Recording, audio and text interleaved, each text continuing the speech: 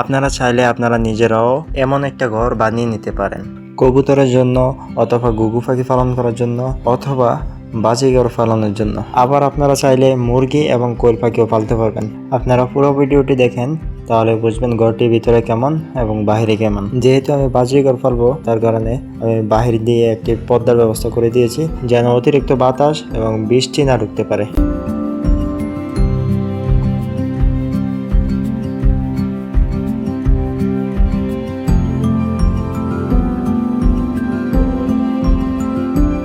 আপনারা আমার মতো বাজিঘর পালন করলে এরকমভাবে ভিতরে ডিম পাড়ার হাঁড়ি এবং এই যে আমি যেভাবে একটা গাছ দিয়েছি ভিতরে সৌন্দর্যের জন্য, সেভাবে দিতে পারেন। আর যদি মুরগি এবং কবুতর পালেন তাহলে এগুলো দেওয়ার দরকার নেই।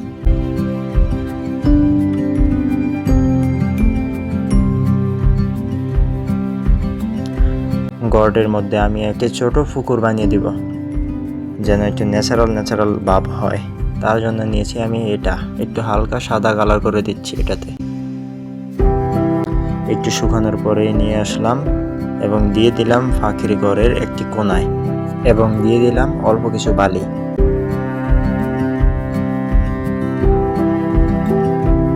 তারপরে দিয়ে দিচ্ছি কিছু পানিতে বেঁচে থাকবে এমন গাছ, এবং দিয়ে দিলাম পানি। আমার মনে হলো কিছু মাছ ছাড়তে পারলে মনে হয় ভালো হতো, তাই ভাবলাম করে মাছ ছেড়ে দিব। আমার এখানে অন্য মাছের সাথে 4টা মলি মাছও আছে, আমি এখন সেগুলো ধরার চেষ্টা করব। প্রথমে আমি বালতিতে অল্প কিছু পানি নিয়ে নিলাম।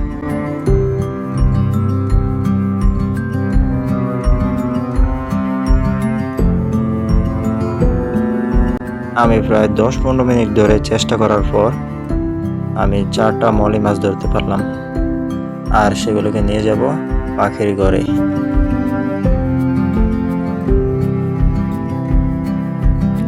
আমি এখন মাছগুলো ছেড়ে দিব আমার এই ছোট্ট পুকুরটাতে।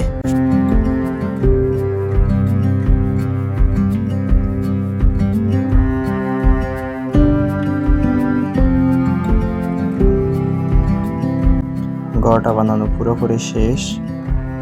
এখন আমি ভাবতেছি পাখিগুলো যদি ছাড়ি, এখানে এত পরিমাণ বৃষ্টি হয়, মানে লাগাতার বৃষ্টি, আবহাওয়া তো অনেক ঠান্ডা থাকে, বাজিঘর তো ঠান্ডা সহ্য করতে পারে না।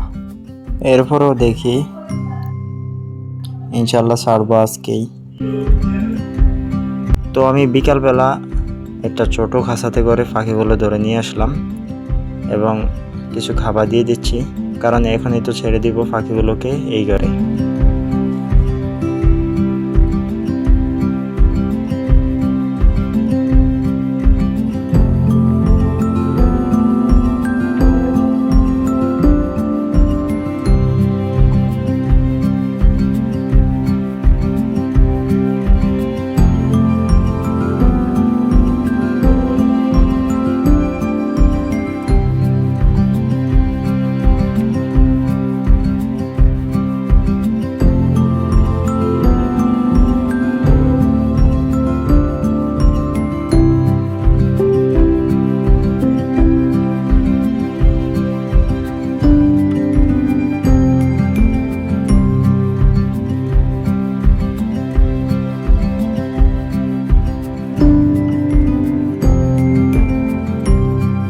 আমি আসলাম পরের দিন, যেটা ভাবছি ওটাই হয়েছে। রাতের বেলা প্রচুর বৃষ্টি হয়েছে, দেখেন ছাদ পুরো ভিজা এখনো, আর বিলের মধ্যে পানি জমে পুরো ভরে গেছে এক রাত্রে। কি পরিমাণ বৃষ্টি হয়েছে বুঝেন। তো আমি এখন দেখব কি অবস্থা ভিতরে।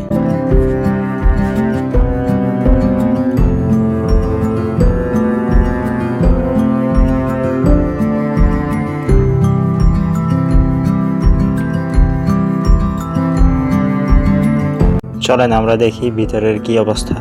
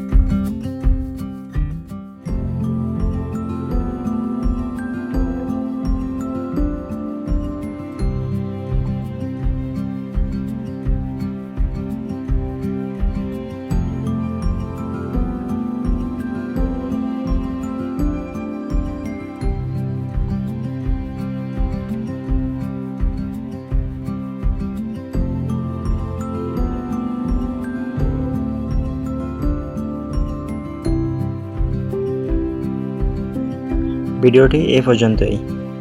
ভালো লাগলে লাইক করতে পারেন এবং সবাই ভালো থাকবেন। আসসালামু আলাইকুম।